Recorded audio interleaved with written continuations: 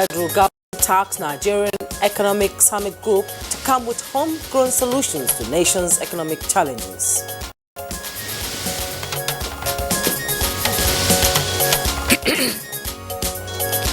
President Buhari to present 2020 appropriation bill to joint session of National Assembly today. War against maritime insecurity in the Gulf of Guinea in focus as 2019 Global Maritime Security Conference holds in Abuja.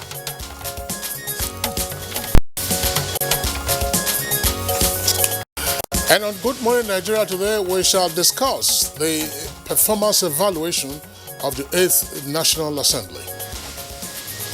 They are active precisely because budgeting is an annual thing, but many other committees were not active. In fact, there are committees that have never met. The legislature, as it is known, is the most significant symbol of democratic governance all over the world and is described as the second arm of government. Kingsley? Legislature is saddled with the constitutional responsibilities of making laws for the peace, order, and good governance of the country, carrying out oversight functions as well as representation of constituents. Exactly, Kingsley. Since the return of Nigeria to democratic rule in 1999, known as the Fourth Republic, there has been hue and cry by the electorate on the functions of the legislatures at the various tiers of government, that is, federal, state, and local governments. Now, the general complaints include the perceived reputation of the legislators as being too concerned about their personal welfare, poor representation, and inadequate oversight. And perhaps these allegations by the electorate prompted Center for Legislative Engagement to conduct an assessment of the performances of the 8th National Assembly, which spanned a period of 4 years between 2015 and 2019. Now, the leadership of the 8th Assembly, as it is widely known, emerged through a controversy against what was also the expressed wish of the leadership of the governing party. And then there was also the attendant politics of legitimacy, frosty relations between the legislature and the executive from 2015 to June 2019. Now, the Center under the leadership of former INEC Chairman Professor Atahiru Jega presented its report to the public with a number of observations and recommendations aimed at deepening democracy in Nigeria. Now, the report, which is 114 pages, raised concerns over the long time in which bills were passed in the 8th National Assembly, and that, of course, those bills should ideally take less than 6 months.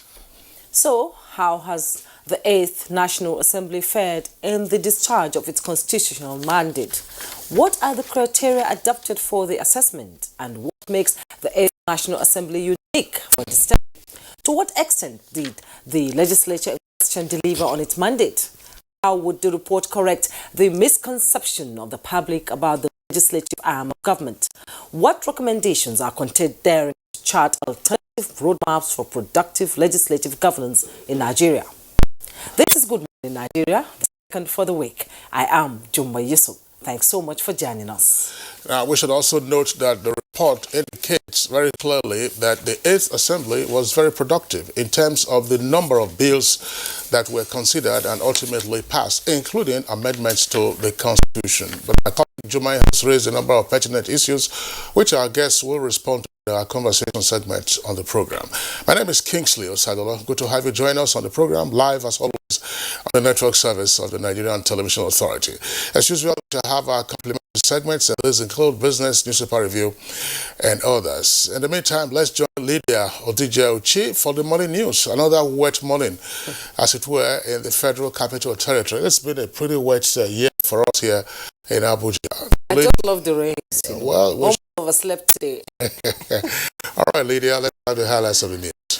Thank you, Kingsley. Good morning, Jumai. Good morning, Nigeria, and here is the morning news. The federal government has tasked Nigerian Economic Summit Group to come up with productive, inventive, and innovative proposals to unlock the nation's potential for sustainable growth and development of the economy. President Muhammadu Buhari, who through the challenge expressed the belief that Nigeria's unique challenges can only be addressed by homegrown solutions. He was speaking at the opening of the 25th Nigerian Economic Summit in Abuja with the theme, Nigeria 2050, Shifting Gears. Be solved by made in Nigeria solutions. As a government, our view is to equip our citizens with the means to seize any opportunities that may arise. This means we continue investments in education, healthcare, infrastructure, security, and strengthen and entrench the rule of law. For Nigeria to successfully cater for the needs of her rising population, the public and private sectors must synergize to ease the burden associated with the current population explosion, which is presently above economic growth in planning for the future. Building discussions around the theme, Nigeria 2050, Shifting Gears, panelists at the Nigeria Economic Summit proposed resolute determination in addressing issues relating to industrialization, education, and human capital development. Asset are young people and our women. When we develop that strategy, we must cover that inclusiveness so that every one of us is put to work for this nation to achieve the goals that we set for 2050. In my view, a massive program of basic education is at the heart of what we have to do in order to make. President Muhammadu Buhari will today present the 2020 appropriation bill to a joint session of the National Assembly. This follows the conclusion of an extraordinary meeting of the Federal Executive Council on the nation's financial document. State House correspondent Adamu Sambo reports that the meeting presided over by the President considered and approved the general principles of the appropriation bill. Now, the new relationship that is geared towards unity of purpose among the executive and legislative arms of government is beginning to deepen. The Progressives Governors Forum, during a meeting with the leadership of the National Assembly, described the renewed relationship as inevitable for a sustainable national development. And to appreciate the leadership of the National Assembly under both the chairman and the deputy chairman. And we intend to remain very resolute. We intend to remain very loyal to the party and the principles the party stands for. Actually, in the House of Representatives, we have adopted a theme, nation building, a joint task. Still from the National Assembly, allegations of non-remittance of contributions to Nigerian Social Insurance Fund Trust by public and private organizations prompted the House of Representatives to carry out an investigation towards finding reasons behind what it calls an anomaly, based on the fact that it provides social security for employees. National Assembly correspondent reports that the House expressed determination to know employers that are non-compliant for appropriate action. Failure to comply with the requirement of the law in this matter is an act of sabotage against the interest of the Nigerian worker. That is not something we can accept as a parliament. We must begin to show more compassion towards the fate of our workers, especially in their weakest moments. Public awareness of the scheme has been relatively low, stemming mainly from confusion between the scheme and the pension scheme. Away from the National Assembly now. Nigeria is leading African countries in the fight against maritime insecurity in the Gulf of Guinea. At the 2019 Global Maritime Security Conference in Abuja, key players advocate deeper global commitment to the deployment of resources towards ending insecurity in the region. I firmly believe that the result of our efforts will foster better cooperation in addressing the challenges of maritime security in the Gulf of Guinea for the overall benefit of member states and the world at large. Considering the security gains so far, the Nigerian Navy intends to consolidate current collaborative efforts, sustain fleet renewal, and expand its maritime awareness infrastructure. And to our last report, Plateau State Governor Simon Bakula Long says his final term in office will be characterized by diligent and prudent utilization of resources that will change the living standards of the people of the state. Governor Lalong was speaking during the swearing-in of 23 commissioners at the Government House, Little Rayfield, Jos, where he charged them to see their appointment as a call to service and not an opportunity for self-enrichment. The governor said the people of Plateau State have reposed their confidence in the APC and the rescue team, and as such, all efforts must be made to justify the trust of the people.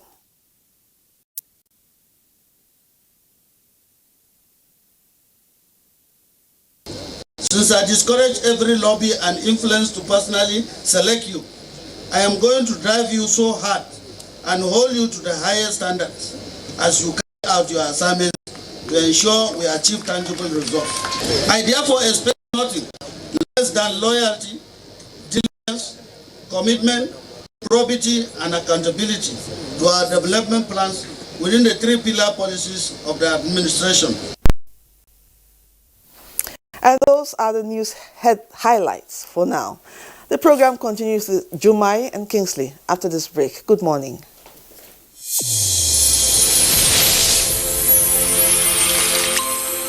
The new edition of TV Guide is out, exclusively taking a look at the traditional television and new media. Are they comparable or complementary? Media industry players give perspective on the trends, progress, challenges, and the way forward.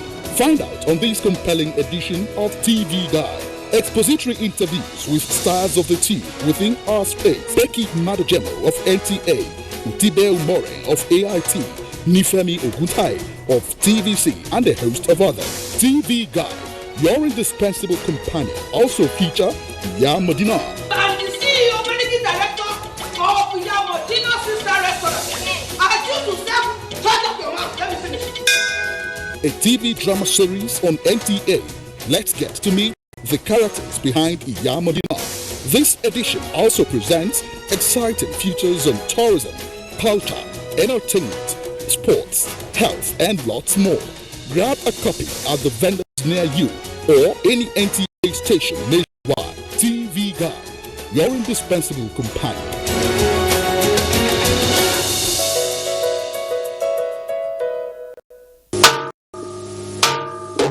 It don't reach 50 years now when that program they call Village Headmaster begin. You know the program now. That program when all of now they run, go home, go look for my television. I want you now to formally tender your apology to Headmaster Ali for causing him so much embarrassment. And now 50 years now. So because of that, we won't get big party.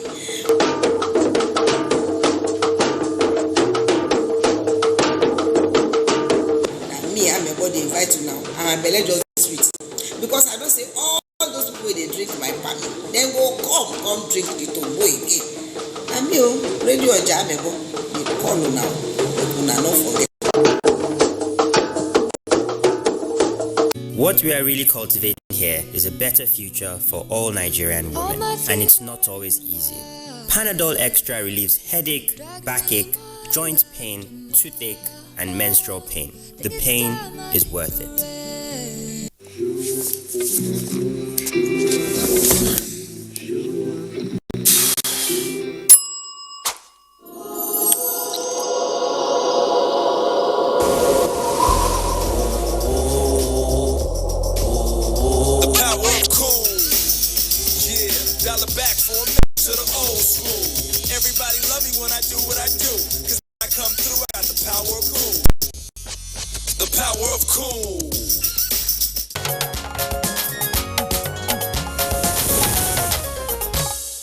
Thanks for joining us. The ongoing 25th Nigerian Economic Summit is profiling solutions to Nigeria's economic challenges using the instrumentality of experts in the finance and economy field. Jimobi Walter in Nigeria is standing by with updates on some of these resolutions at the meeting. All right, thank you very much, Studio. Now, the Nigerian Economic Summit Group has entered the second day running, and a lot of issues are being raised here at the summit. And one of those issues really is on ways of ensuring that the macroeconomic growth in Nigeria is actually being taken to levels that Nigeria is expected to get at the shortest possible time. And of course, I have with me here one of the very passionate discussants. I'm talking of Mr. Charles Ivensa of the Lagos Business School. You can just give us a little update on how you think Nigeria can achieve this macroeconomic growth that we expect to see. Yes, thank you very much. I think that growth will come from policy reforms. And so for me, we really need to focus on solving the challenge of implementation of policies, solving the challenge of creating an environment that supports businesses, and take away the incentives for investors to come into this country. It's Nigeria thinking towards what role, the NESG really, what role it should play in the AACFTA, that Nigeria has become signatory to, in ensuring that Nigeria doesn't become one, a dumping ground, secondly, plays a high-level role in the African region. Of course, there are things we must do to make a meaningful impact and to be to have a net positive gain in terms of ACTA, which is preparing our industries to be competitive. Because after open up the African market for us to take advantage of, but we need to be competitive in terms of infrastructure, in terms of the cost of production, in terms of the productivity of our workforce. Here is a graphic representation of trading figures on the floor of the exchange.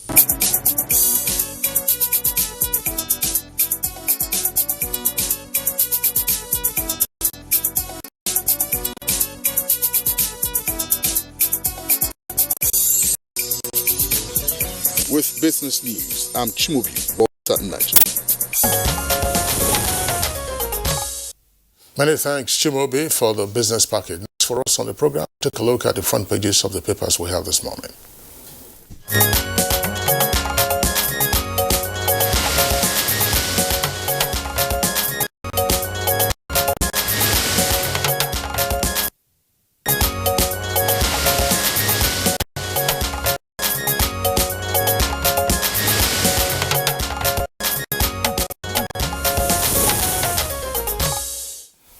And Kisley? That's right. Hadisa Parivia, Bayo Atepe is right here with us in the studios. Bayo, good morning and welcome. Thank you, Kisley. Good morning. Good morning. Good morning. Good morning, Nigeria. You caused the rain again this morning. Yes, it really refuse to go. This is October. But it's evergreen and it's sweet. Yes, it's good at least for the purpose of agriculture. However, the flood are coming.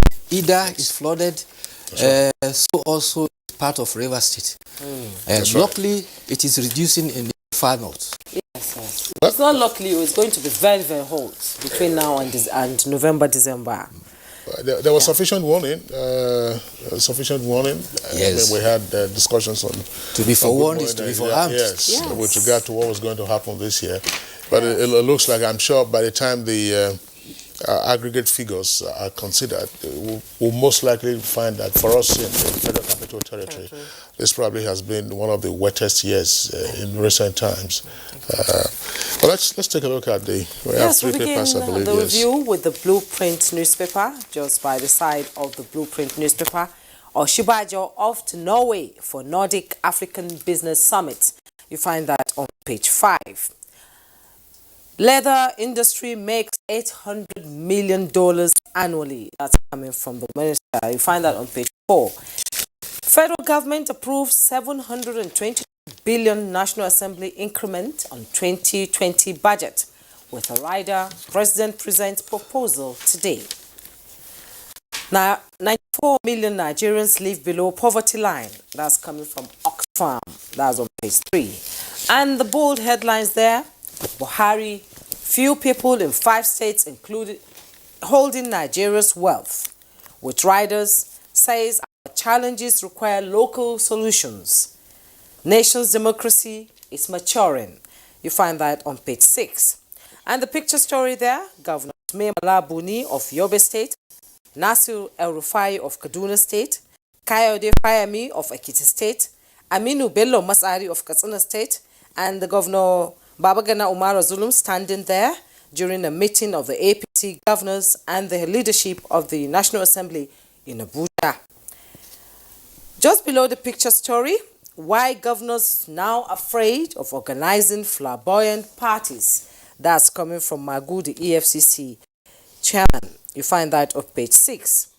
At the bottom plate of the Blueprint newspaper, BMO to Jonathan, confess, apologize to Nigerians over child girls. You find that on page 9. 6 for marks, Unilag suspends lecturer. That's on page 7. Border closure, I will improve economy. That's coming from Refund. You find that on page 5. And FG's re-strategizes against maritime insecurity. You find that on page 6. Kesley. All right, let's take a look at This Day newspaper. Incidentally, we have it today for review. This Day newspaper. The lead story, let's go straight to the lead story, which is in the midsection of the front page. 2 months after, Sokoto, Zamfara, and Katsina count gains of amnesty for bandits. With 2 riders there, attacks subside.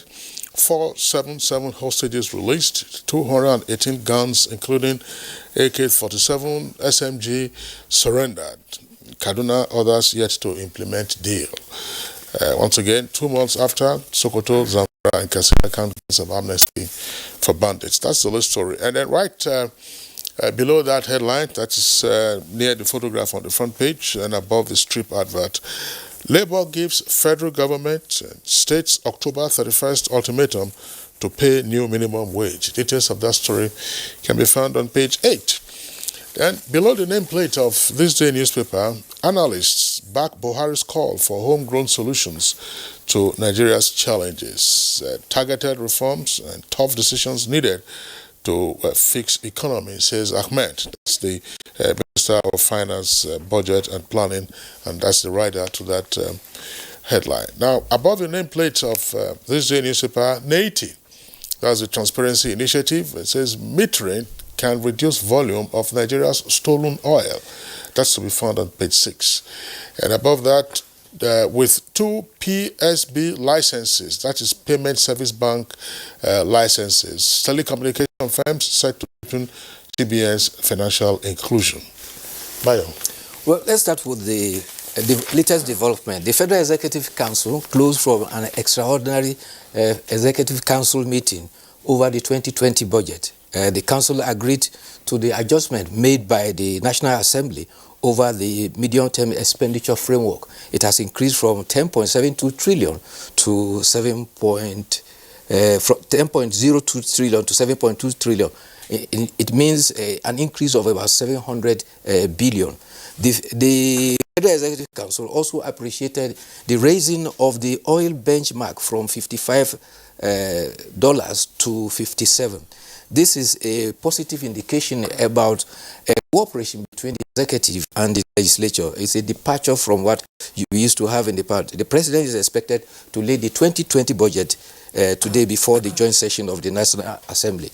Expectations are high that with the early laying of the budget, all overtures towards getting the budget to return to January-December cycle will be attained.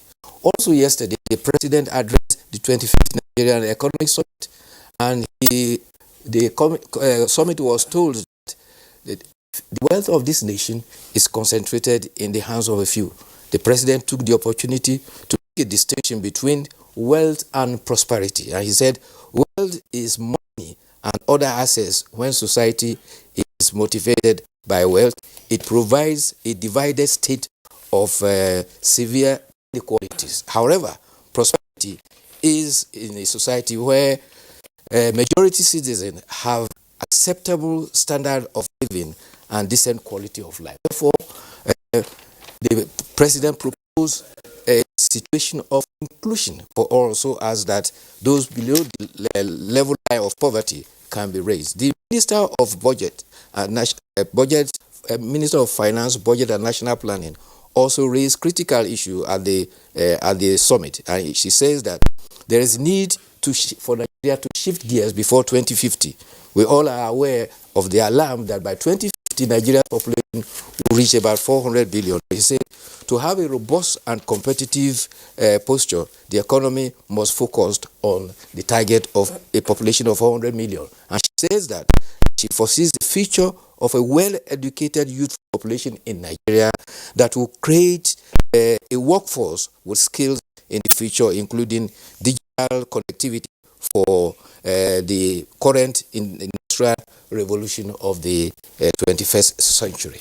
So there are positivities there, and the eggheads in the economy, both in the private and public sector, gathered yesterday to see how inclusion can be engendered in the economy to enhance the gross domestic product.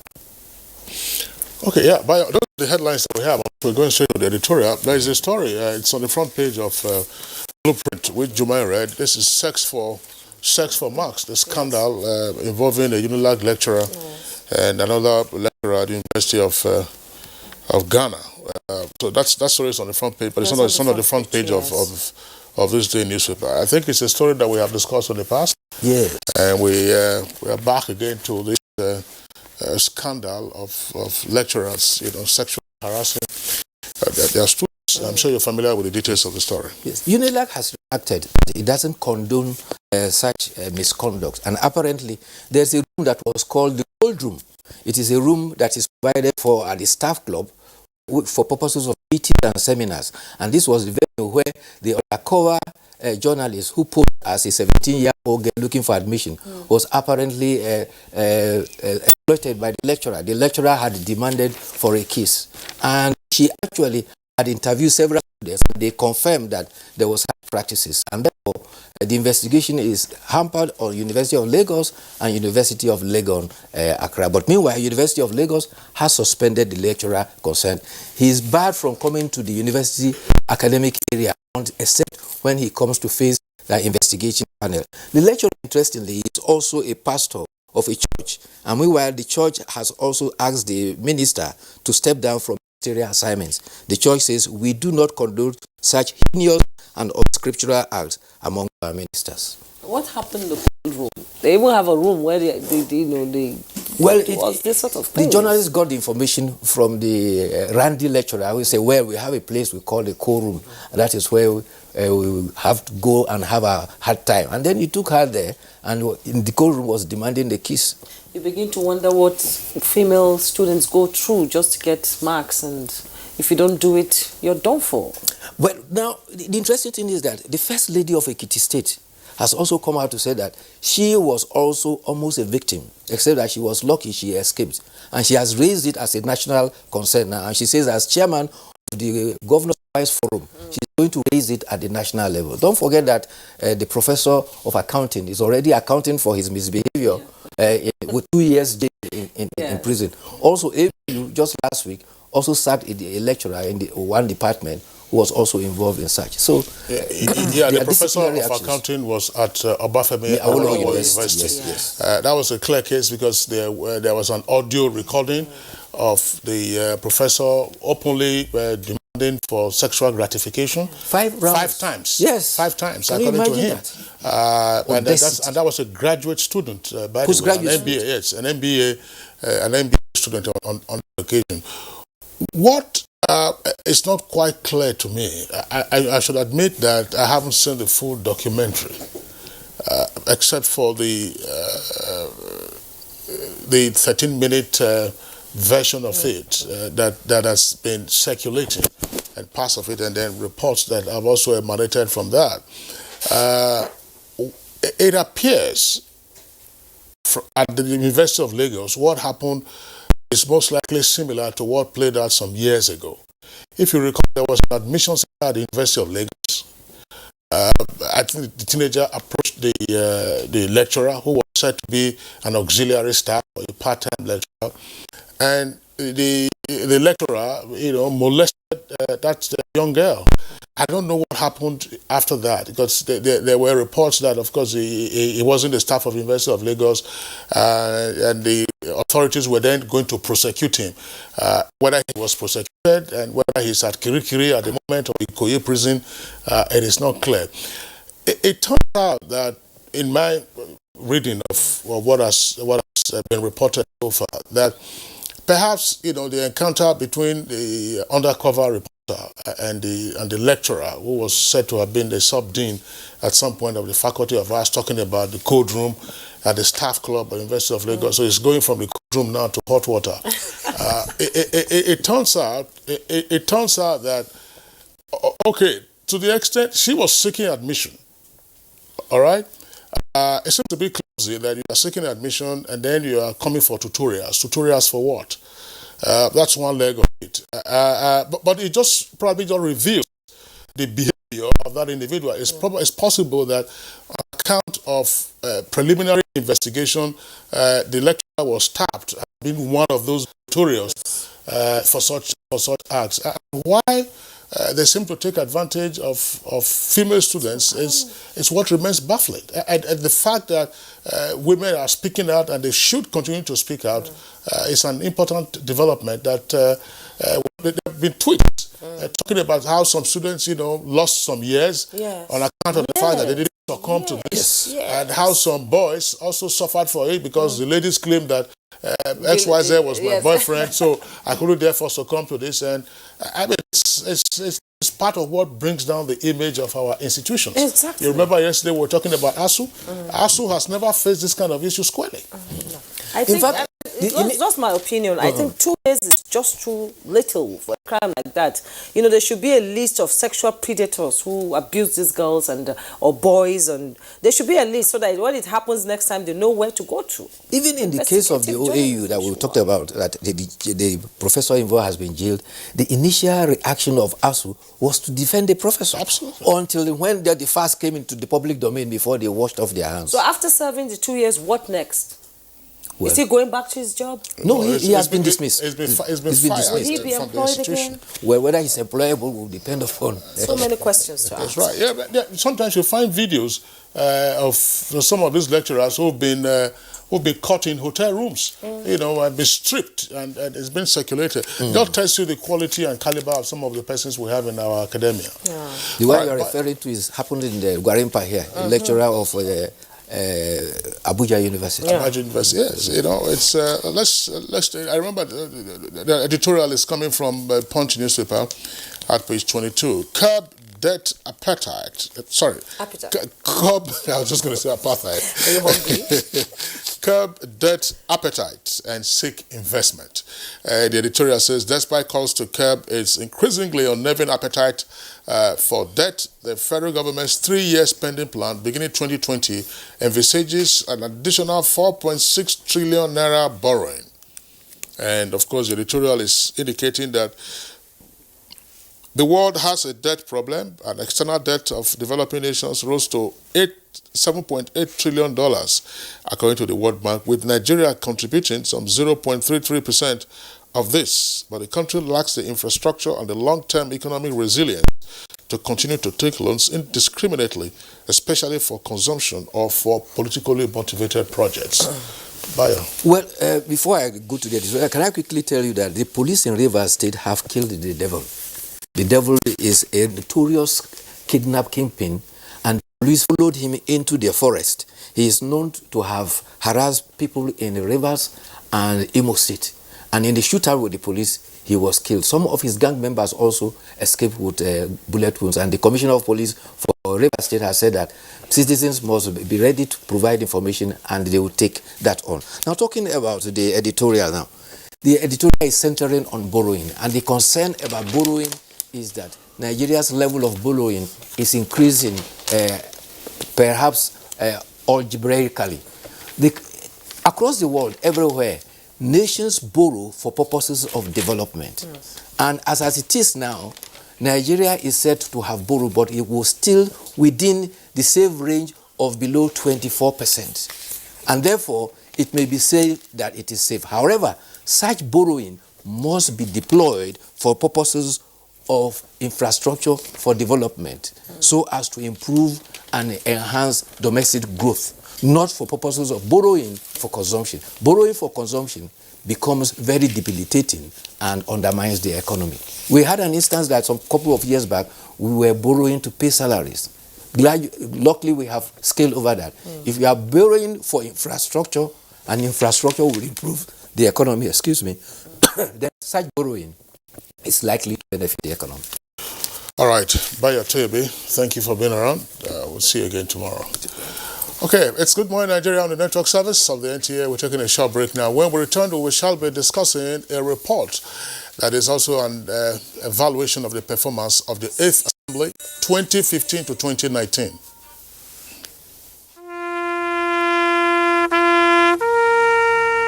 They are there at the crack of dawn. They are there busy preparing while we rise for our day. They are there silently, guarding, waiting, listening, and watching. They are there ready in the sky above and the waters below, in the blistering heat of the day, in the dead of night, willing, indefatigable, determined in the defense of the sovereignty of our country. They are our first line of defense and our last. They who have paid the ultimate price in defending us. They are fathers and uncles. They are mothers and sisters and girlfriends and boyfriends. They are brothers and cousins and best friends and neighbors. They are classmates, colleagues, and citizens of this nation. They are our defenders and deserve our respect, our prayers, our thoughts. Nigeria, please support our armed forces.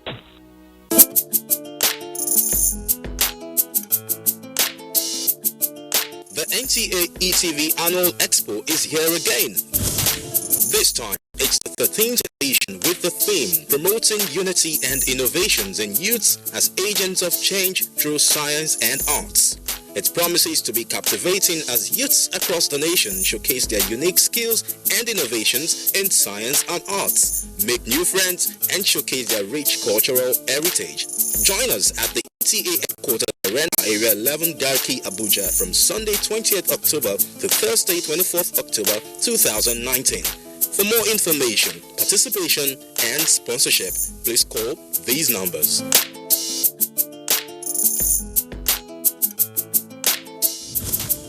NTA ETV, promoting learning.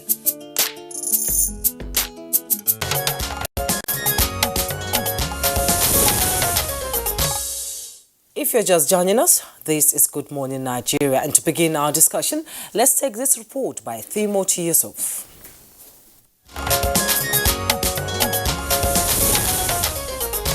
These are some of the bills of the 8th National Assembly assented to by the executive. This is in addition to the ones not assented to.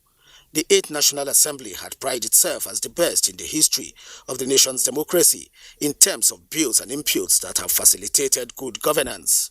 Few months after it exited, Yaga Center for Legislative Engagement, after a comprehensive assessment of the performance of the 8th National Assembly, also thumbs up that legislature at a presentation of his scorecard of the 8th National Assembly. The findings of the study as presented by the lead researcher and former INEC chairman, Professor Tairu Jega, described it as remarkable and revealing with respect to lawmaking, which recorded significant increase in the number of bills. 2,166 bills were introduced, out of which 515 were passed, including 21 constitutional alteration bills, 5 of which received presidential assent. In all, the 8th Senate passed 172 bills, while the House of Representatives passed 343 bills within the same period. That seems to be the areas where the 8th National Assembly did well, as the report found it wanting in the areas of oversight functions and representation, with most members said not to be in touch with their constituents. We looked at how committees of the National Assembly have performed, how active have they been. And we found that very few were really active. And the few that were active, in fact, the most active of them is the Appropriation Committee of the Senate and the House. But we also know that they are active precisely because budgeting is an annual thing, but many other committees were not active. In fact, there are committees that have never met. We have to run an organized democracy, not just a democracy. Because the way democracy is interpreted in Nigeria, all it means is that you conducted an election. That's democracy. But there's a difference between that and an organized democracy where people are educated and they understand the functions of each arm of government. 17 key recommendations cutting across the need for improvement in the quality of bills passed, adoption of electronic voting on bills and motions, legislative oversight, and openness and transparency in relations with citizens were made.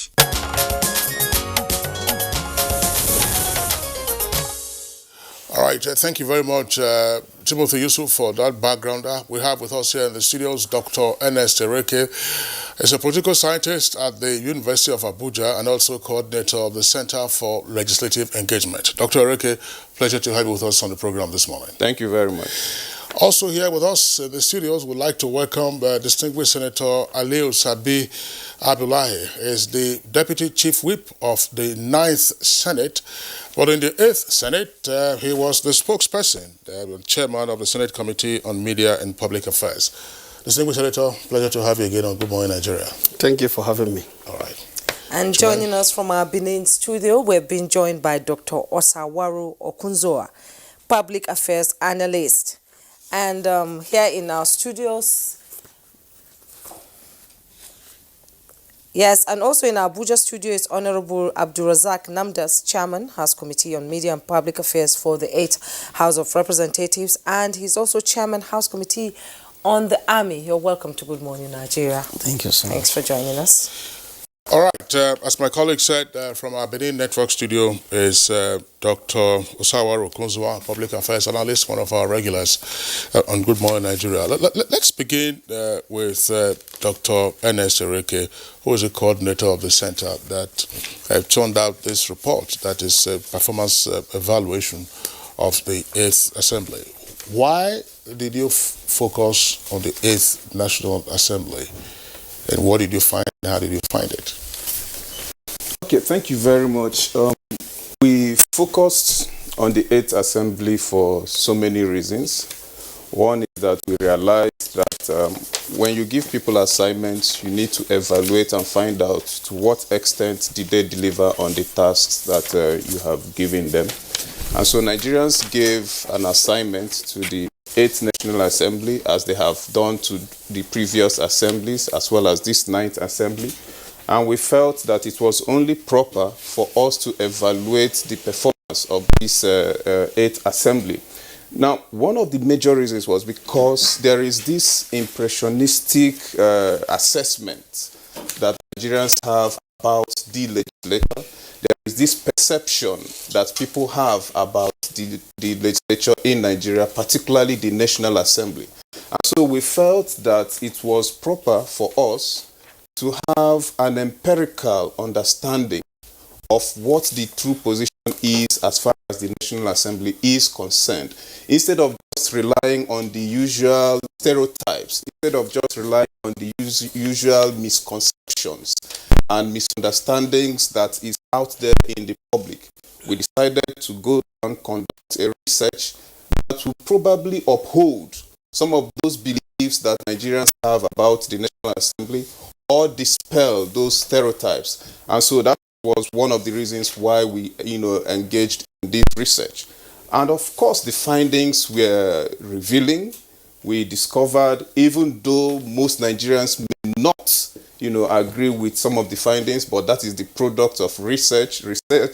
You, the researcher, you can have your own belief, but when you go to the field, the findings from the field can dispel your own beliefs. And so we had some findings that are not really in tandem with some of the stereotypes and misconceptions that Nigerians have about the National Assembly. For example? For instance, we discovered, and this is not a popular finding, we discovered that in the area of oversight, for instance, in the area of lawmaking, for instance, the National Assembly is really does not really have adequate resources, as against the general belief outside there that the National Assembly takes so much of our resources. And when I talk about resources, we are talking about both financial and human resources. In terms of human resources is equally a product of financial resources, because if you are going to have quality bills, if you are going to have quality legislations, you require very good, capable, and competent team of experts who will be able to provide the data and conduct the research that you need in order to have a quality legislation. And these experts, these professionals do not come cheap.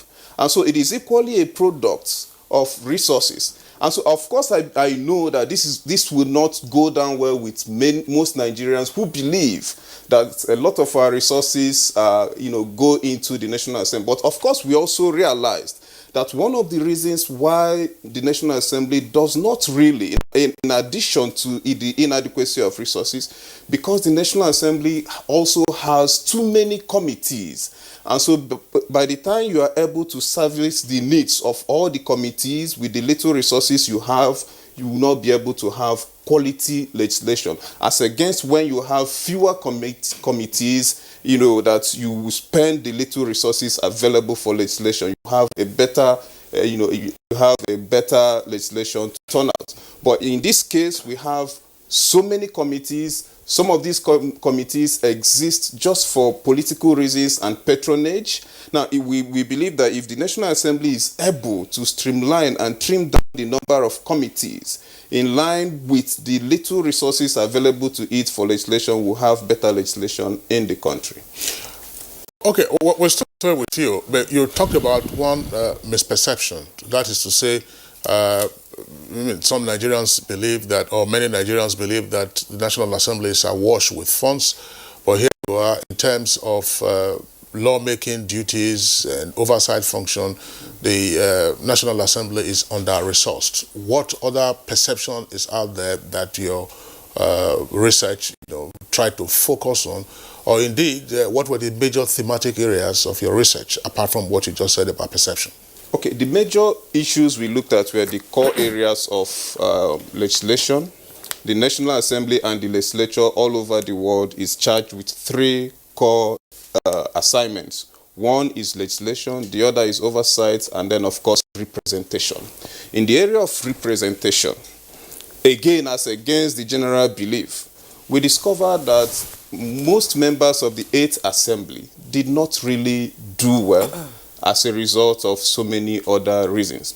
Now, they are unable to visit their constituencies, hold meetings with their constituents, to hold town halls, to hold engagements, to have engagements with their constituents.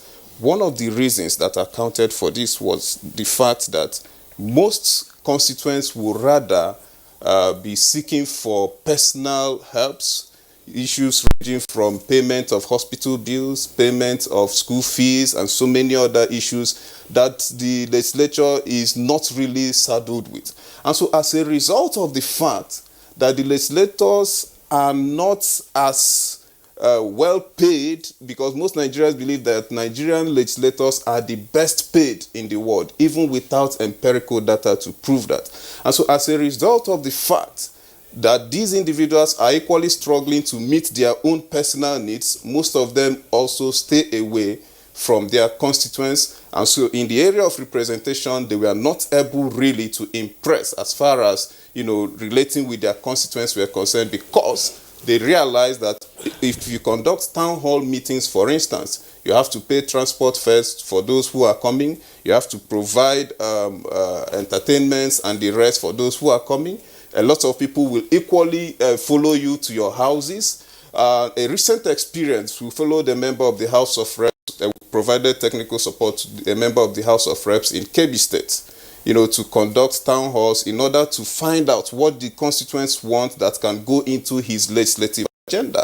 And it turned out chaotic because most people who came for the engagement felt that the legislator was there to distribute money. In fact, they followed us all the way from Zuru to Sokoto State because they felt that he had a lot of money, to share for the constituents. And so most of these lawmakers run away from their constituencies and constituents because they do not have these resources to dispense. Again, we discovered that Nigerians have a poor understanding of the functions, the roles and responsibilities of the legislator.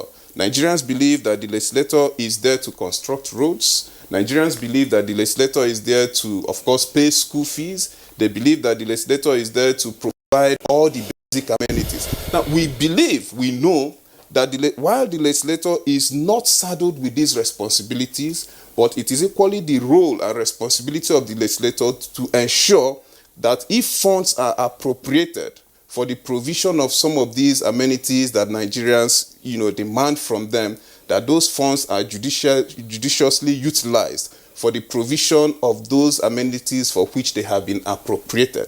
But it is not in the place of the legislator to begin to construct classrooms, to begin to construct roads, to begin to construct markets, as most persons believe that they should be doing. Okay, Joma, I'm sorry that, Yes. but Yes. how did you then shake off the chasers from Zuru to Sokoto? Because I just listened to you, and are you in any way trying to change the misconception of people about legislatures? Yes, because this is a pioneering work in the area of assessing and understanding really what the legislator or legislature is doing. Like I said, there is this general misconception, and the reason is not far-fetched. The reason is because the legislature really can be regarded as the weakest link in our democracy, because over the years, in the days of the military rule, you will always have the executive in existence, you will always have the judiciary in existence. The legislature wasn't there. And so it was only since 1999, for 2 decades now, that we have really had the legislature in place. And so most Nigerians do not really understand the functions, the responsibilities, and the place of the legislature in our democracy. Really, it is the people's own house. It is the government that the people really can relate with. Most people cannot access their governors, but they can have access to their senators or to members of their House of Reps. And so there is this poor understanding that we also seek to help to dispel as far as understanding the legislature in Nigeria is concerned.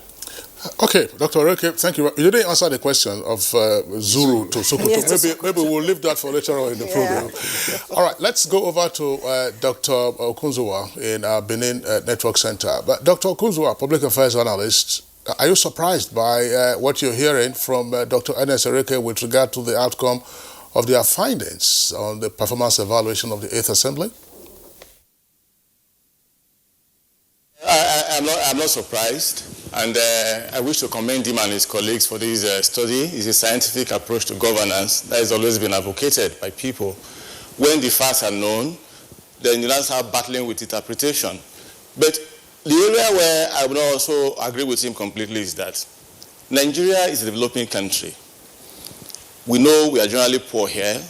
We know some other socio-economic indices are not in our favor. So in comparing things, we have to know the people we are serving, and it's their needs ultimately that should form the agenda of any government. Because if the government exists to serve the needs of the people, of course, we have to feel the pulse of the people from time to time. There was a time even during the military review talked about homegrown democracy and all of that.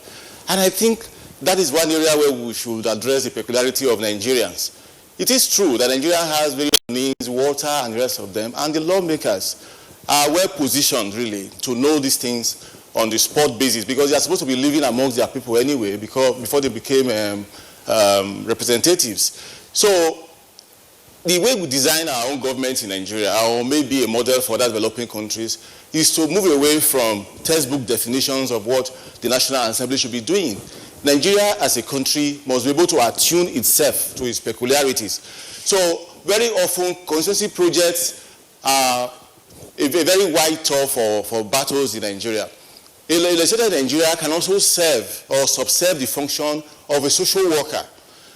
By knowing the precise needs of his people, he is able to bring whatever he has to bring to the National Assembly, not just as a delegate of his constituency, but also a trustee of the nation for that period of his National Assembly. So it's a good thing he has told us what he found in his research, commendable, scientific, but for me, what he tells me is that our form of government must be attuned to the peculiarity of our people. Exactly. You know, he spoke about lack of resources for inadequate resources for the 8th Assembly, high rate of legislative turnover, and tension between the legislative and the executive. Do you think that these are challenges that could have affected their functions? Well, I wouldn't think so. He mentioned another point, the relative infancy of the National Assembly as a coordinate arm of government. It is true that it will take time for the National Assembly to catch up with the other arms of government on account of interruptions they have suffered in the course of our political evolution. But that notwithstanding, the issue of perception, the way Nigerians see our national lawmakers, that needs to change. And the lawmakers themselves need to position themselves in a way that they will acquire more credibility, because with credibility will come trust. And with trust will come the resources they need to do the work they need to do. As a matter of fact, the National Assembly, apart from being the symbol of our democracy, that's supposed to be the engine room for veritable national discourse. And today, when affairs of the world and kind of flaws, if not too much, it's the National Assembly that will actually devise our laws to make sure we are modernized, to regulate our technology, our way of organizing society, and so on and so forth. So definitely, we need to allocate more resources to the National Assembly. We also need to make sure that men and women of caliber and competence are the people who are there in the National Assembly to represent different constituencies in Nigeria.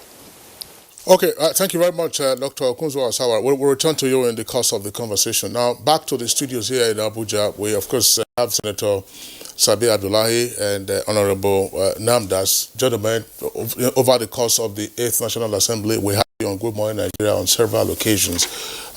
Just one aspect of the report that we're talking about now, and that has to do with public perception of the National Assembly.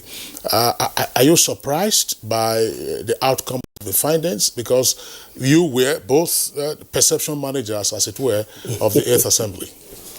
Well, thank you very much, Kinsley, for having me.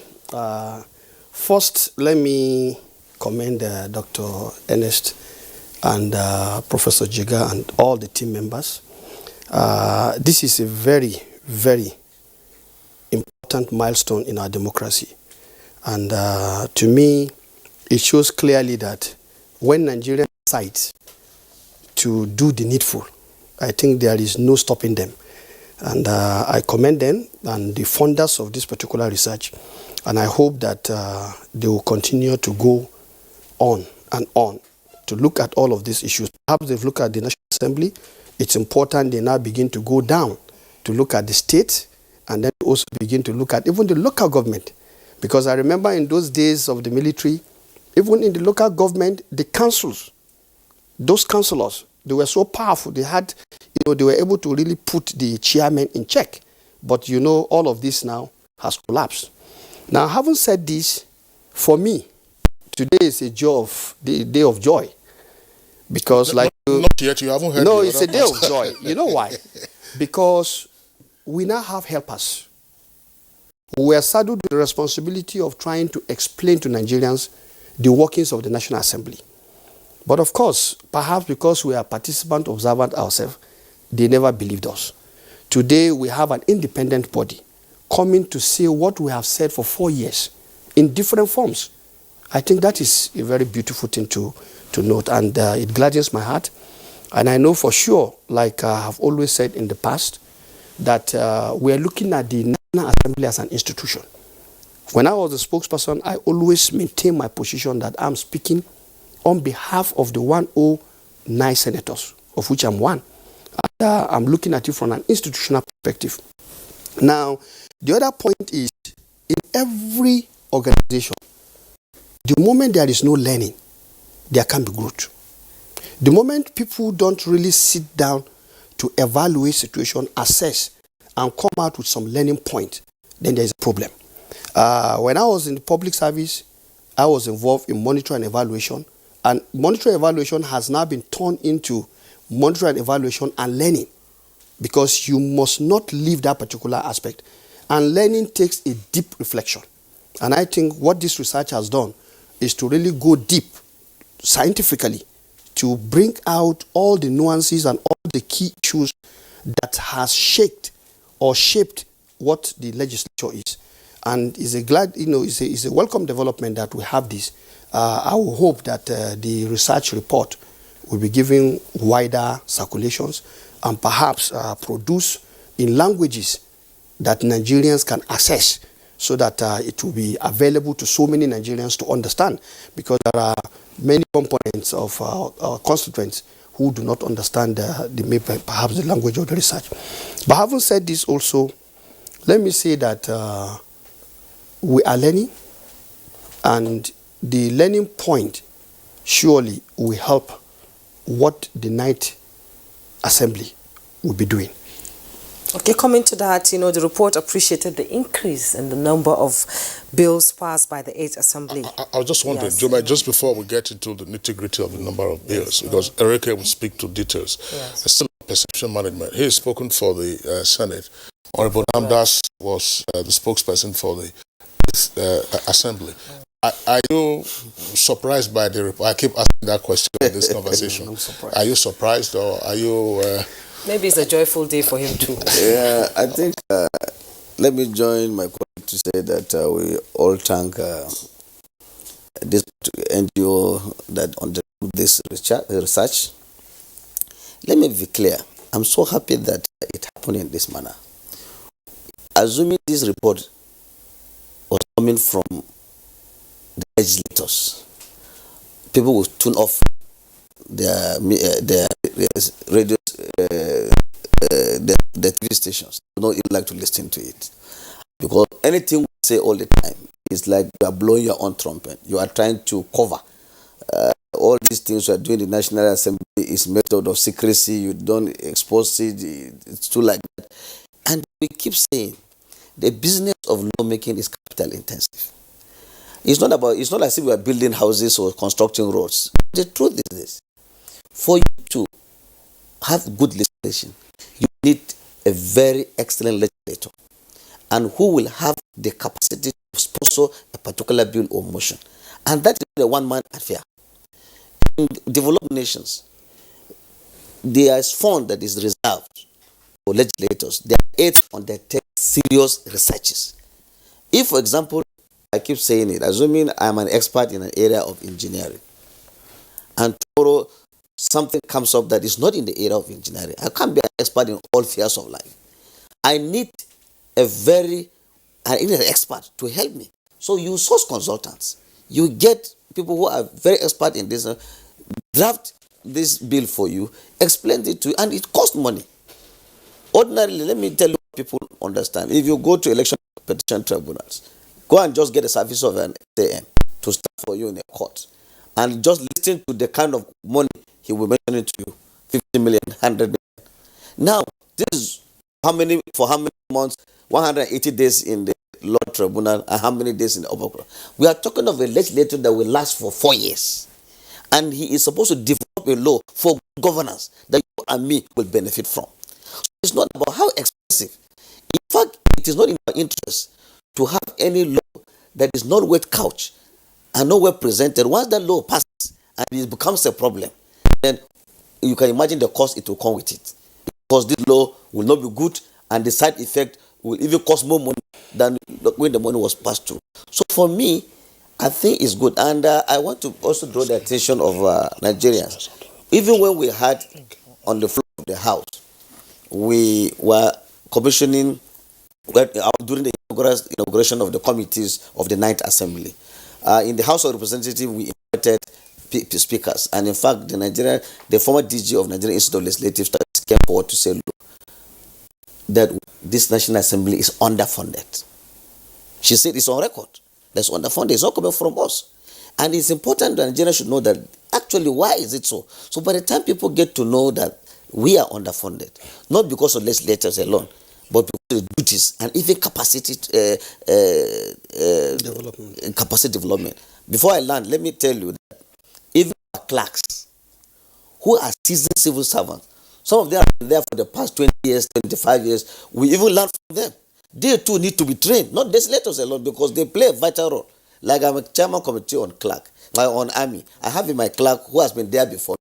So naturally, no matter the experience I have to listen to this clerk to get to know what is happening before I get to other people. And therefore, if you don't even train these clerks, it would even affect the quality of job in the National Assembly. So it's very capital intensive. Thank you so much. Dr. Ereke, they've all talked about the prison reports they got from you. So can we talk about the other aspect of the report you said? Okay, fine. Yes, we have said that we found out that the 8th Assembly has been the most productive since 1999 or in the history of legislation in the country, especially because about 2,166 bills were introduced in the 8th National Assembly, out of which, as your reporter pointed out, out of which 515 were passed, and some of them, got assent from the president. But if you look at the percentage, only about 15.5%, was assented to as a result of different reasons and issues, but particularly as a result of the quality of those bills. Some of those bills were not really scrutinized before they were passed. In fact, we had a situation where constitution alteration bills, the two chambers passed two different versions, and there was no proper reconciliation of the provisions and the alterations that the two chambers made. And so the quality of those bills, even though the legislators were very productive in the area of bills and legislation, but the quality of the bills equally matters. Again, if you look at the kind of bills that were introduced, they were basically or mostly establishment bills. Nearly every member of the House or of the Senate wanted either a college of education or a university or a polytechnic in his or her constituency. And so when you look at the kind of bills, the quality of the bills, the nature of the bills, you discover that a lot still has to be done. And that is why we titled this research an assessment of the 8th Assembly and lessons for the 9th Assembly, so that the 9th Assembly will see areas where the 8th Assembly excelled and build on that, and also see where the 8th Assembly failed and avoid those pitfalls. And so if you look at, again, the area of private member bills, you discover that the 8th Assembly was highly productive as far as private member bills were concerned, because out of the 2,166, 95.8% of the total bills introduced were private member bills, which shows that the individual legislators were very productive in the 8th Assembly. But again, the other angle that we must look at is, why were they that productive? They were productive for some reasons which I will mention. One, because we have had 2 decades of unbroken legislation in the country, and so we have had legislators who have been in the assembly for quite some time. They have learnt over the years, because their capacities have been built over the years, and so they have learnt from experience, and so they were able to introduce legislations. Again, some of those bills some of those private member bills were bills that were sponsored by civil society organizations and other professional bodies. For instance, the Not Too Young to Run bill was sponsored by Yaga Africa, but through individual members of the National Assembly. But again, it also underscores the fact that the 8th Assembly was somewhat citizens participatory, because if citizens did not have access to members to push through some of the bills and legislations that they were interested in, those legislations wouldn't have come up on the floor of the National Assembly. So to that extent, you can say that the legislature, the 8th Assembly, was participatory in terms of legislation. But if you also look at so many other things, for instance, how inclusive were some of those legislations. Some of them, if you go deeper into the study, you will discover that only about 14.5% or thereabouts felt that the bills were inclusive. Some of the bills considered to be inclusive in nature, the disability bill, the Not Too Young to Run bill again. But overall, if you look at citizens' input into legislation, you'll discover that public hearing, committee hearings are not really, we don't have a robust public hearing system. but again, it has to do with funding of the committees. It also has to do with our own understanding of what the legislature is doing. So if you consider all of this, it is a mixed performance for the 8th Assembly. Some areas they did very well, but in some other areas they didn't do so well as a result of certain challenges which are institutional, and of course some of which the National Assembly brought upon itself. Namely? Okay, namely, I mentioned earlier the high number of committees that the National Assembly has. These committees sometimes have overlapping functions. Like I said, some of these committees exist just for political reasons and patronage. In your report, you said some of these committees were duplicated. Exactly. Some of them were duplicated, so they had overlapping functions. We even discovered a situation where some committees, especially when you consider the fact that some committees have Jews and some committees do not have Jews. The language of the National Assembly, that some committees... The language of the Republic. Okay, there are some committees that people feel are juicy, and there are some committees they feel are not juicy. And so some of these committees didn't meet throughout. If you look at a legislative year, some of them didn't meet. And so we categorize these committees into active, moderately active, and then inactive. A good number of them were inactive. Some of them were active. For instance, of course, as expected, the appropriation committee of the two chambers were very, very active. The ethics and privileges were active. Of course, yes. Yes. And then if you look at youth development, the committee of women and social development, they were active. Okay, Dr. Reke, thank you very much. I mean, two issues on the table now. One has to do with the productivity of the Assembly as a whole in terms of the quantum of bills and the quality of the bills passed, and then the other breaking it down now to committee functions and how active or otherwise they are. Let's raise the issue of the prolific nature of the 8th Assembly with regard to the quantum of bills passed and then the quality of those bills as indicated in your report. Dr. Osaworo Okunzuwa, what is your comment on what we are learning from this report? Confess it to you, as a citizen, I'm also very happy about the report given about the 8th National Assembly. It's not a perfect report, but it shows there is a lot of movement upwards. If the 8th National Assembly is deemed better than the sessions that came before it, it means the Nigerian National Assembly is making progress. So whatever porous areas we have, we'll probably have to invest in plugging them and so on and so forth. Now the capacity to generate bills, however imperfect the bills have become, tells us that the National Assembly does have an idea of what it should be doing. And then, of course, we have to improve the quality as well over time. And then the issue is raised about their constraints, issue of manpower, issue of finance, and so on.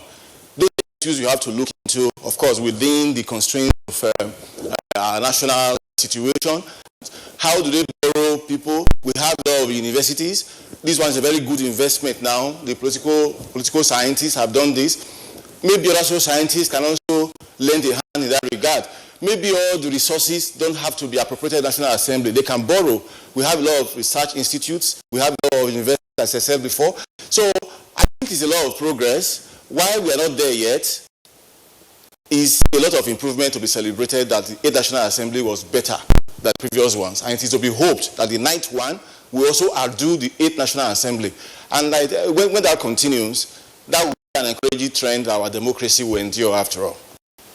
I was just wondering, Dr. Osawa, you've made a very valid point now, of course, in addition to the points you made earlier, that namely the National Assembly could seek resources from the many institutes that we have in the country. A number of those institutes are virtually lying idle. But would that also not deal with the issue of resource allocation? Because, well, the issue of public perception is not broken down yet for us to clearly understand. Some persons would argue if you're going to spend, say in the 9th Assembly, since they are already learning lessons from 8th Assembly, they say they will spend 5.5 billion, to buy Jeeps and SUVs. They could appropriate a little bit of that to say, let's get consultants from the institutes. Dr. Sawari, what do you think? I couldn't agree more with you on that regard. You see, when we are talking about national affairs, all national resources from wherever corner of the country can actually be pressed into service. So it doesn't have to be, even a serious PhD student can generate a thesis that will be useful to National Assembly. So in that regard, we are talking about what even the NUC is doing and so on. We are all trying to make the nation run well for the benefit of all our citizens. So the resources don't have to belong to National Assembly. For as long as the resources belong to the nation at all, the resources should be made available to the National Assembly. So National Assembly itself should also look outwards, seeking what Nigerians are thinking, seeking what universities, the institutes, even international bodies, for as long as their ideas are useful to us and we can borrow freely or as a token fee from them, they can be useful. We don't have to pay for these things directly ourselves. So it's a way of curing the constraints. I'm suggesting the constraints the National Assembly is laboring under. So, but for now, they seem to have an idea of their function. So it's actually now to strengthen their hands to make sure they can carry on this thing qualitatively and with a lot of productivity. I think, going by this report, any citizen should satisfy the National Assembly is on course, and we have to wish them well to do better. Thank you so much. Back in the studios, Senator Aliu, coming to you. You know, this report has sort of vindicated the 8th Assembly. A lot of bills were passed, but a lot of bills were killed too, 33 in number. What happened and the delay in passing these bills? Well, I think the point that must be made at this point is for us to acknowledge the fact that the 8th National Assembly was not crisis-free. There was so much politics. And I think at the end of the day, it shows clearly that word politics, what it's supposed to be doing, and the meaning we have given to it. I'm happy as a political scientist that have actually gone ahead to show the way in terms of what should be done. And my take is that because of the politics, it turned out to be that there was no proper engagement between the National Assembly and the executive side.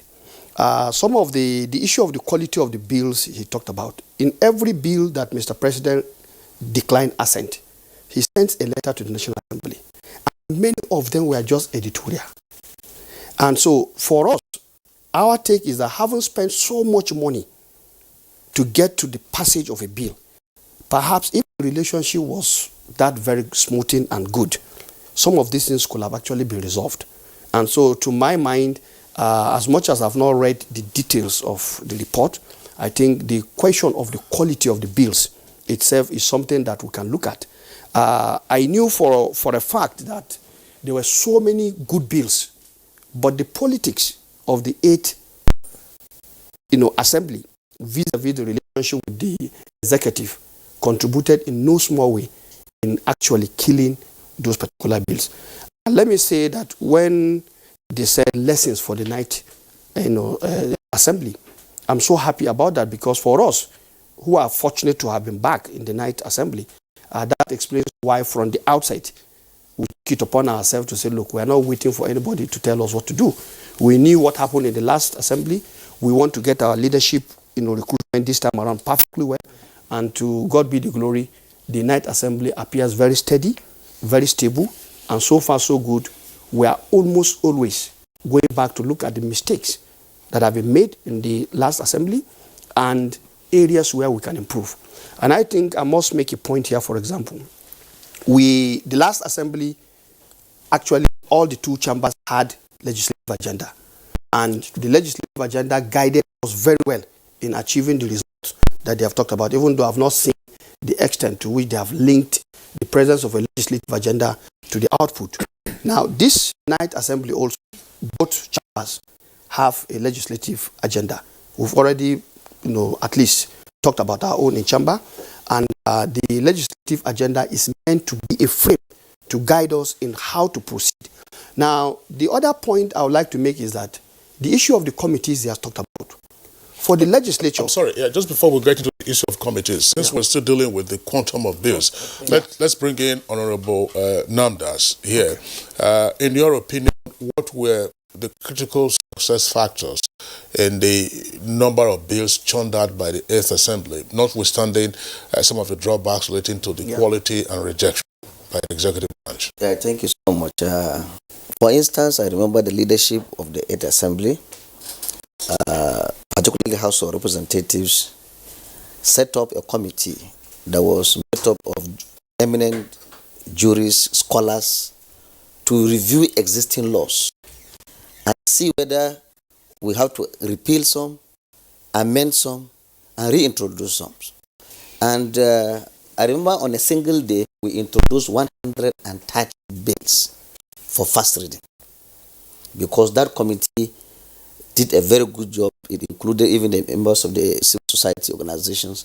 We reviewed, because some of these laws have been there since military institutions, and they are archaic. And some would even tell you of punishment that you should pay 2 naira, 10 naira, 5 naira, the punitive measures. And it encourages people to say, okay, if that is the punitive measure is to pay 10,000 or 5,000, okay, I will just go ahead and do the thing. I can just issue my check and pay, or dip my hand inside my pocket. I'm giving an example. So we had those bills. So it was part of the reasons that I think the number of bills were actually very high. And I want to link up to what he said about the relationship between the executive actually and the legislature was not very good. And I can give you an example. It affected a very critical bill in the 8th Assembly, and about petroleum PIB bill. The leadership of the 8th Assembly did its best to say, okay, call on the executive, can you please introduce an executively in respect of PIB? Let's see your own intentions so that we can work on it. We waited so long, it didn't come. So the leadership of the 8th Assembly decided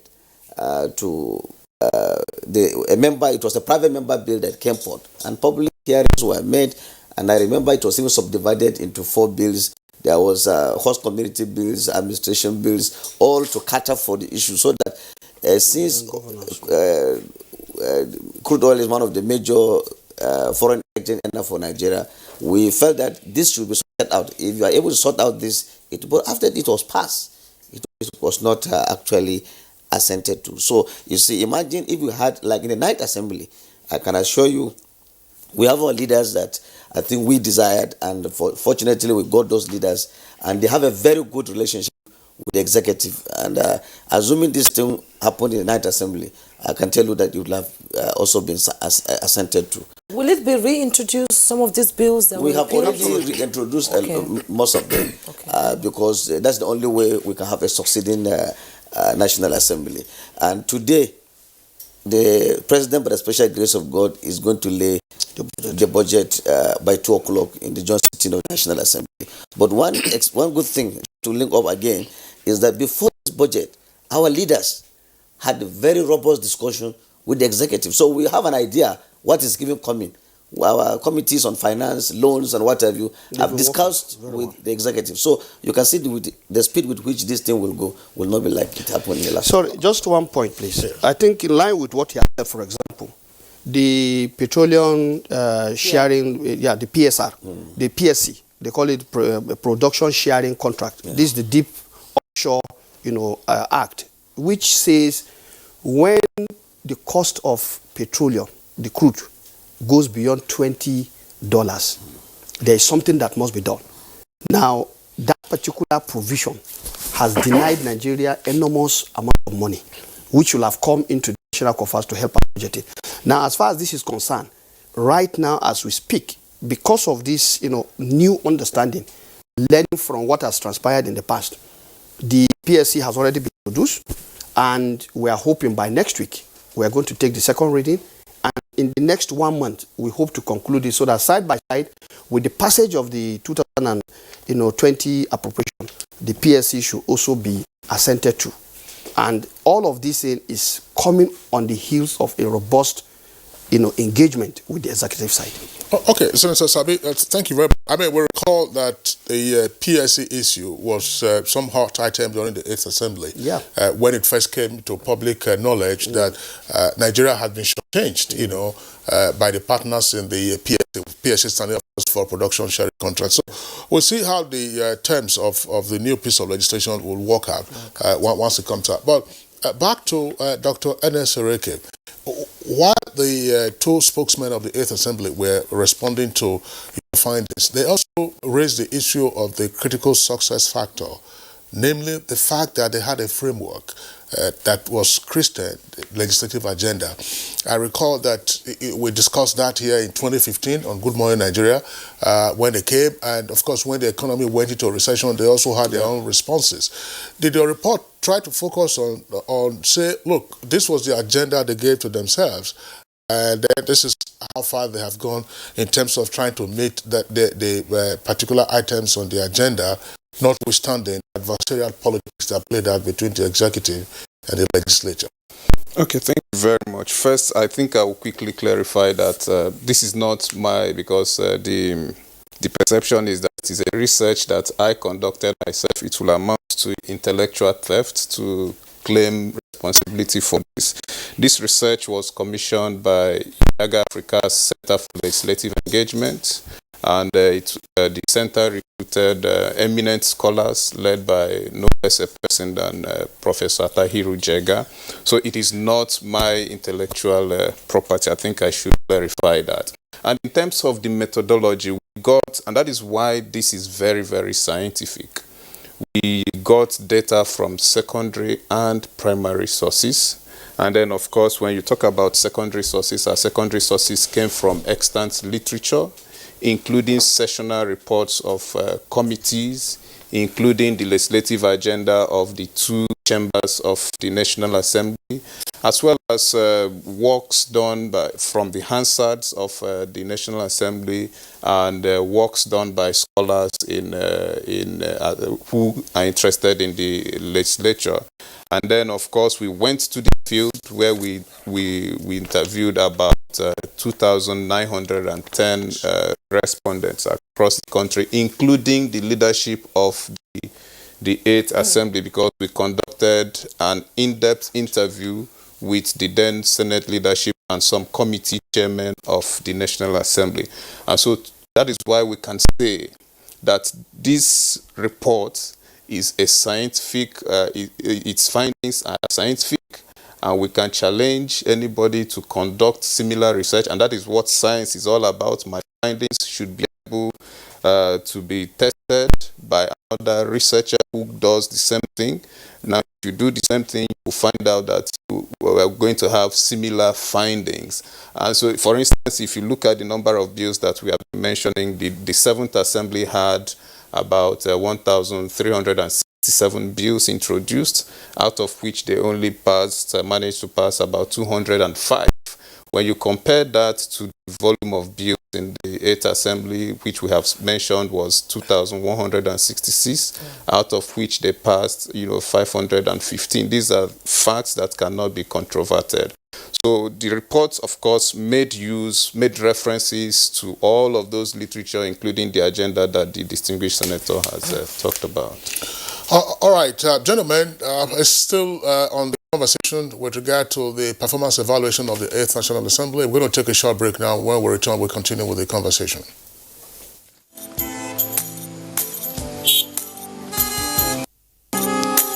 Move now! The red light won't kill you. Move now! To the disobey traffic law, they cause accidents. Me, I don't talk, say, I no go dey do am again, because change begins with me.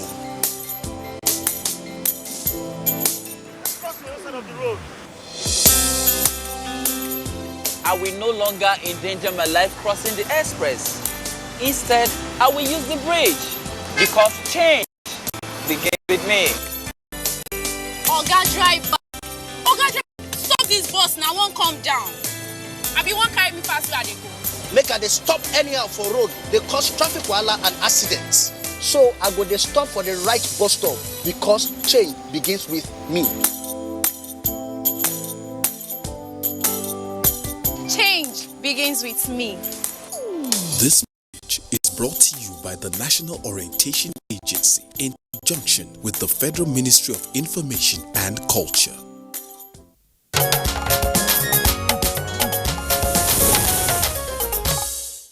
Thanks for rejoining us. Now, Senator Aliu Savi let's talk about the committees.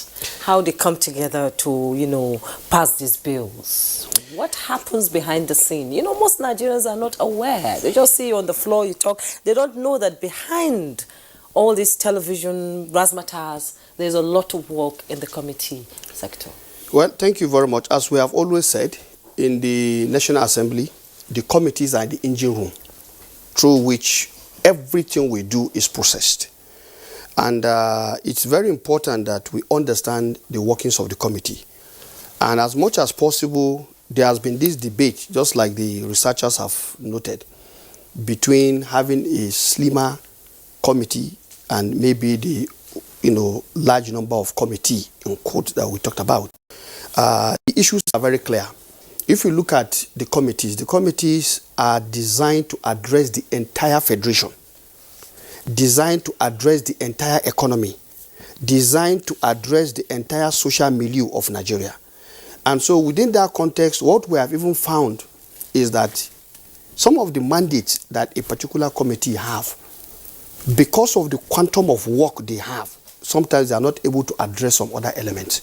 And I think this is where we normally find ourselves wanting to really say, look, this issue is under attended to, so let's try to break this particular committee.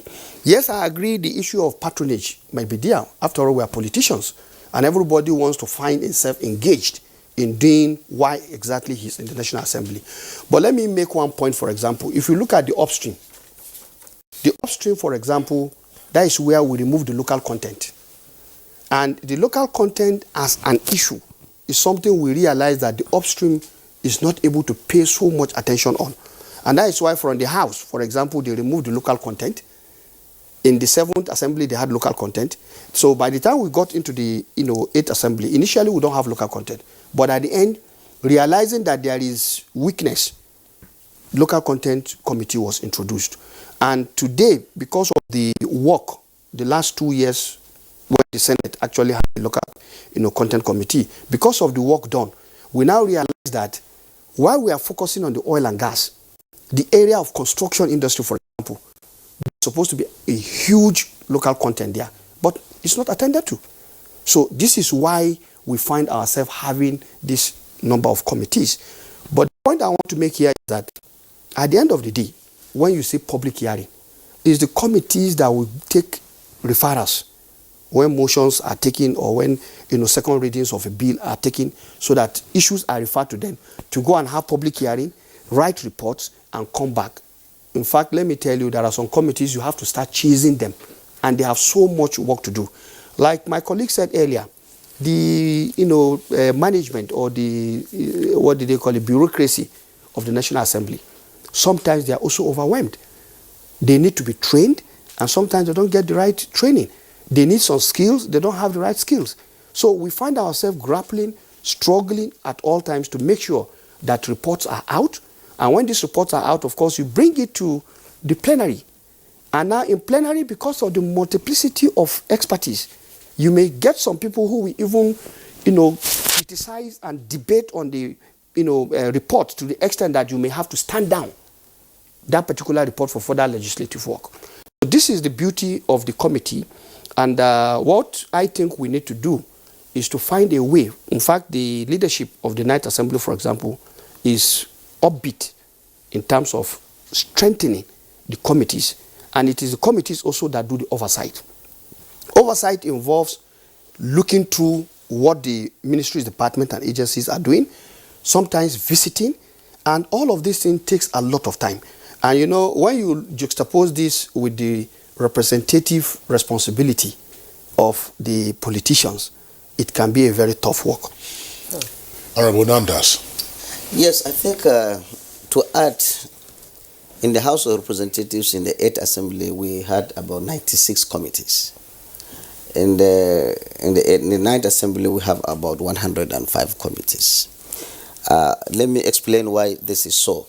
In developed countries, where the democracy is uninterrupted, like you go to years, you have over 200 years of democracy, you may just have less than 10 committees, for example, because they have developed over time and no no interruptions. So you call on somebody, if you want to talk on energy, they will ask you to meet X. You want to talk on foreign affairs, you go and talk to Biden. He will tell you that he is an expert in the area of foreign affairs. He has been there for over 20 years, 30 years.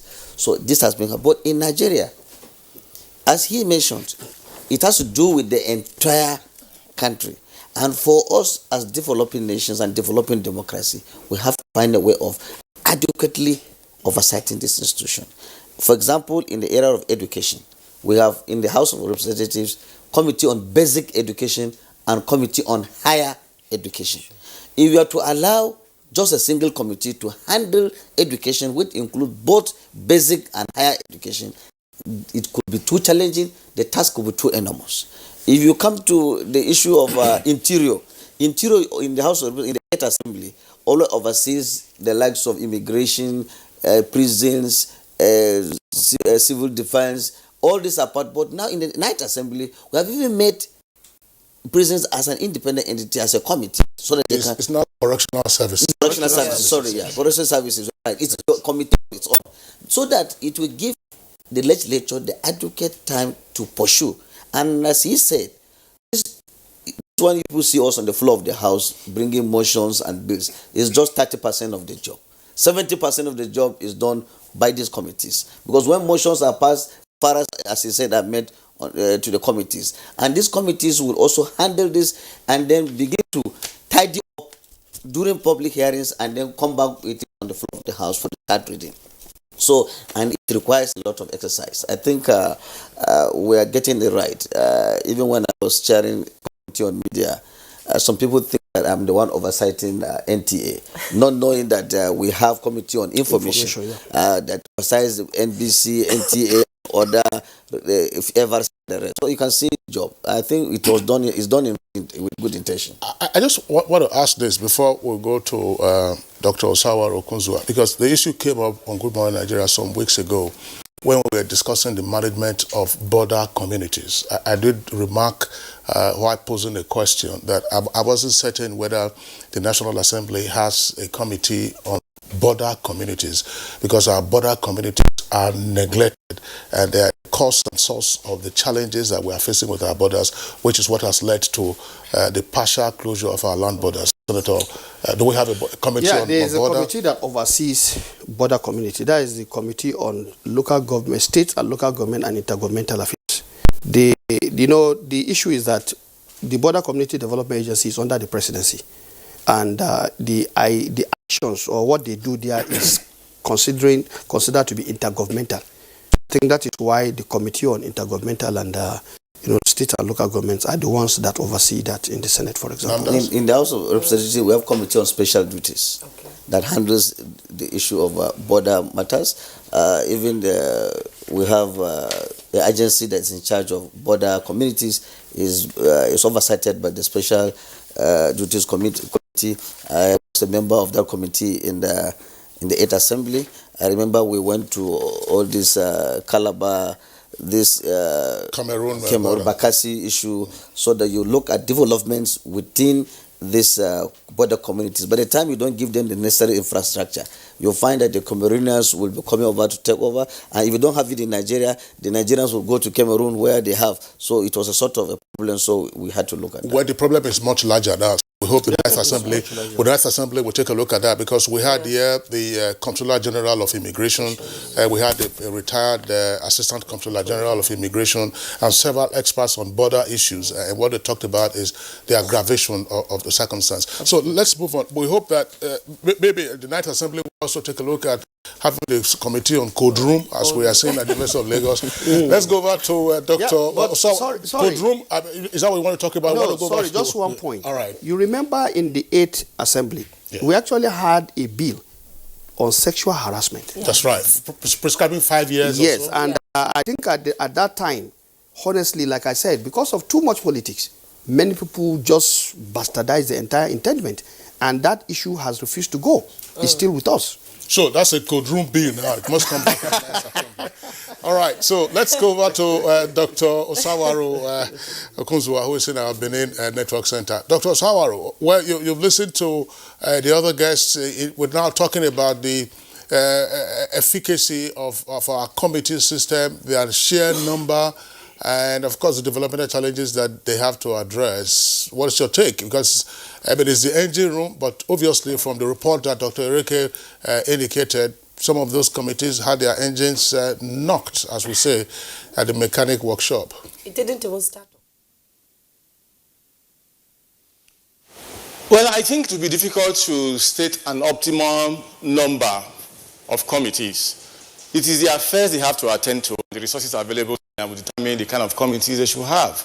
And for me, for as long as the span of control is not challenged, we can have as many committees as possible. Nigeria is a very vast country. We have a lot of issues to talk about, a lot of issues to work on. And if any issue can receive the attention of the National Assembly, it should be a blessing to all Nigerians. So as many committees as we can have, as many committees as we can support, for as long as those committees are given the tools to work with, seriously. That is going to be my own standpoint. So the mistake we often make too when we try and transport some model, especially from the private sector, about efficiency, streamlining things and so on, that should not be the work of National Assembly. National Assembly is there to serve national purpose in conjunction with other national institutions. So how they are going to do it, so long as they mobilize the resources to do it, that is what Nigerians should be interested in.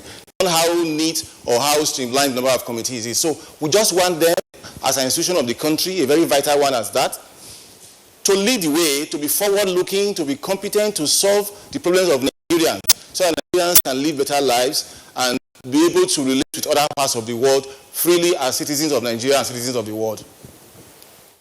Okay, Dr. Sawaru, thank you very much. Very quickly, we would like to indicate that we have a number of tweets.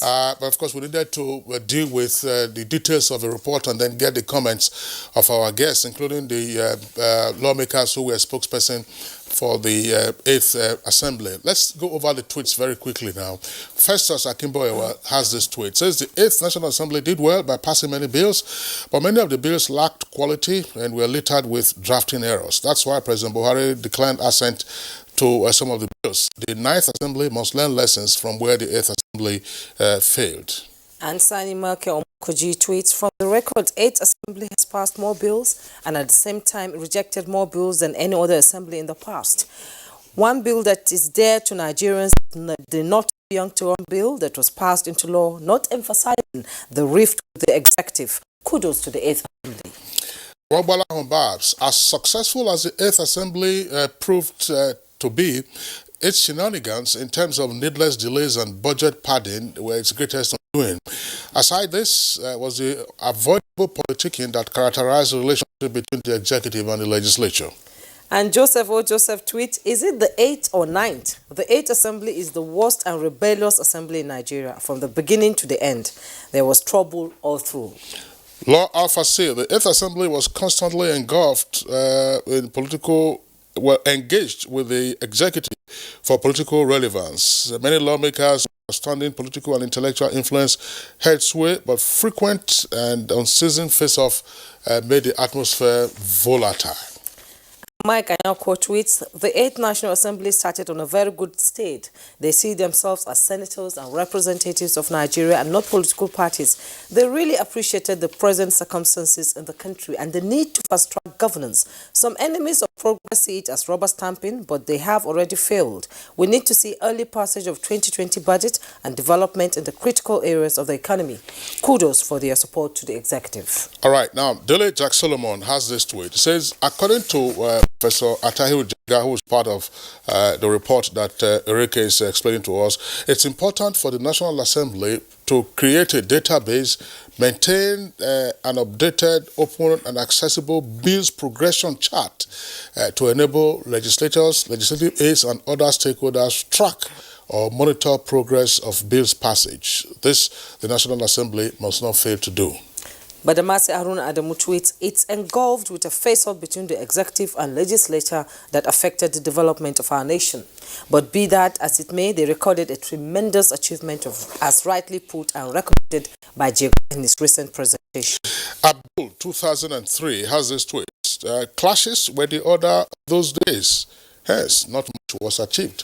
But it turns out that a great deal was also achieved despite the clashes that they had. Yes, and Abbas Abubakar tweets, the 8th National Assembly tried particularly in the area of petition, fighting corruption, but unfortunately the unhealthy relationship that existed between the legislature and the executive in the 8th Assembly is regrettable, forgetting that they are supposed to work towards one goal. Otulo Sunday, the 8th Assembly disappointed Nigerians in the area of appropriation bill, which held Nigerians hostage for several months. And Mutana Farouk tweets, I urge the 9th National Assembly to enact laws that would promote the advancement of our economy, but not as detriment of the poor masses. Oversight function on the MDAs should be their utmost priority as the President submits the financial framework for 2020. Olakunle Sharon tweets, the 8th Assembly would have been the most relevant if there was a harmonious relationship between the executive and the legislature. But unfortunately, they existed as a puzzle full of sharp edges that refused to come together. And Professor Mojid Alabi tweets, in the 8th House of Representatives, we were so much obsessed with passing the highest number of bills that we sacrificed quality for mere figures. We gave Nigerians what they wanted because they judged us only by numbers. Nothing spoiled. All right, this is coming from Prince Vikade. Tweet says that's the State National Assembly, failed in their main official duties of budget appropriation despite the fact that they belong to the same political party and the majority of APC members. They were always at loggerheads. That's why they were unable to make laws that would benefit the masses of Nigeria. But the scientific result doesn't show that from the last comment you made. Right. Those are the tweets that we can accommodate in the meantime. Yes, the tweets should be short, please, so that we can be able to read all next time. Next time. That's why I say tweet. It's a tweet. Short and precise. And sharp. They say call it KISS. Keep it short and simple in mass communication. Yeah, that used to be the name of a political party. It was the name of a political party in South Africa. They contested the 1994 first non-racial elections. Yeah. Their performance was dismal. They went on again to contest in 1999. By 2004, which was 10 years since the advent of majority rule in South Africa, they contested, but after that, I think they seem to have faded off the radar.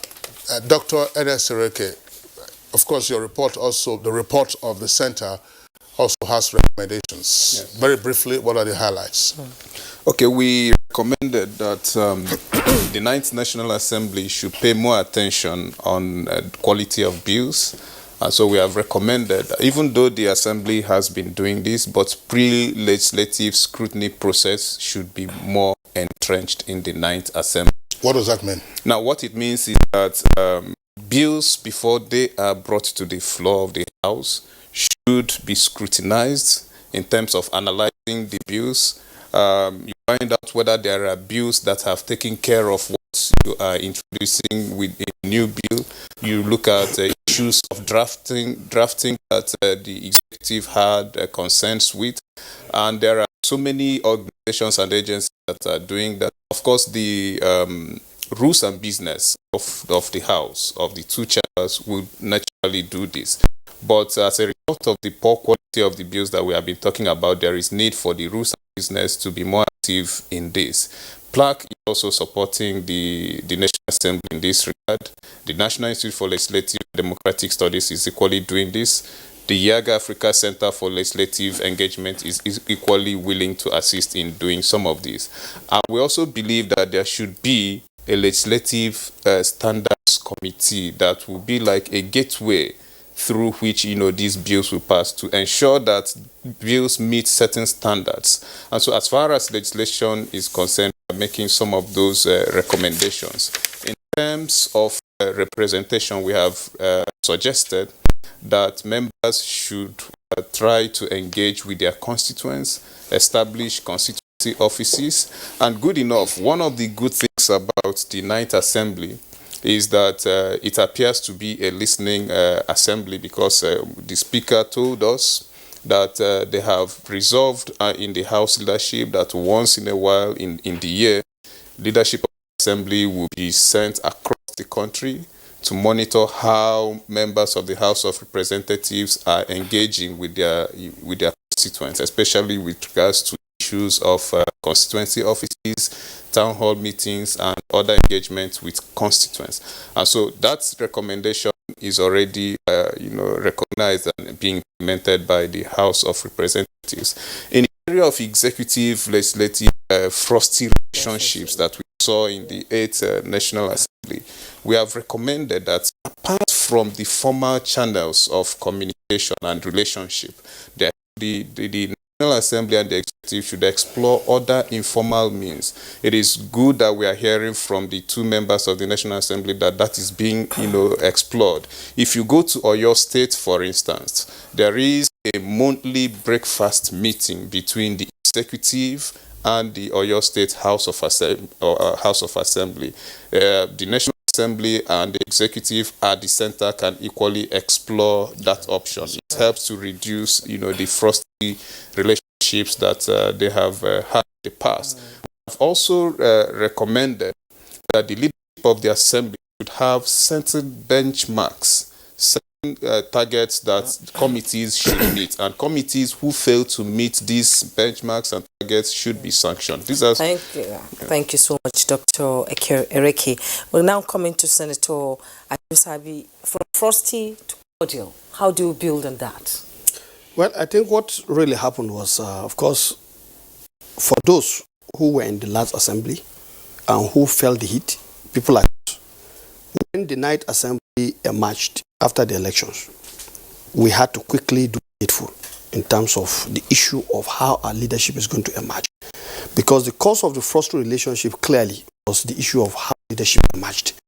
So, in all sincerity, we prevailed on many of those who are coming on board, because I think the turnover is always an issue. In the 8th assembly, there were about over 77 people who were new. In this particular one, in the Senate, for example, in this particular, I think it's about 66 or thereabout. So there was an improvement in terms of the number of people who returned. So all of this helped in terms of our engagement, and of course, those who are seeking to lead us engaged each legislature one-on-one. Now, the other point I would like to make is that perhaps we've not had that. The issue of public petitions.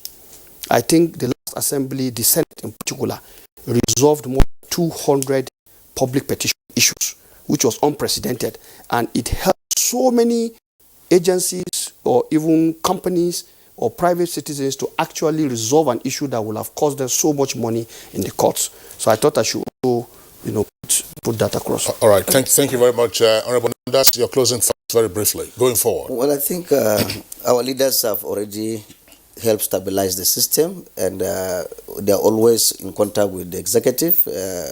Our majority leaders are also doing quite impressive, because they are the one that liaises with the executive. And more importantly, we members, we are set to support our leaders to achieve what we are targeting. I think it's a good one. All right. On that note, we'd like to appreciate Honorable Abdulrazak Namdas. He was the spokesman of the House of Representatives and is currently chair of the House Committee on the Army. Honorable Namdas, thank you very much for being with us on Good Morning Nigeria today. We also would like to appreciate Dr. Ernest Ereke, political scientist and coordinator of the Center for Legislative Engagement, which is under Yaga Africa, that sponsored the performance evaluation of the 8th National Assembly. Dr. Ernest Ereke, thank you very much for being with us on the program today. Thank you for having me. From Benin, we were joined by Dr. Sawaru Okunzua, public affairs analyst. Dr. Okunzua, always a delight having you on Good Morning Nigeria.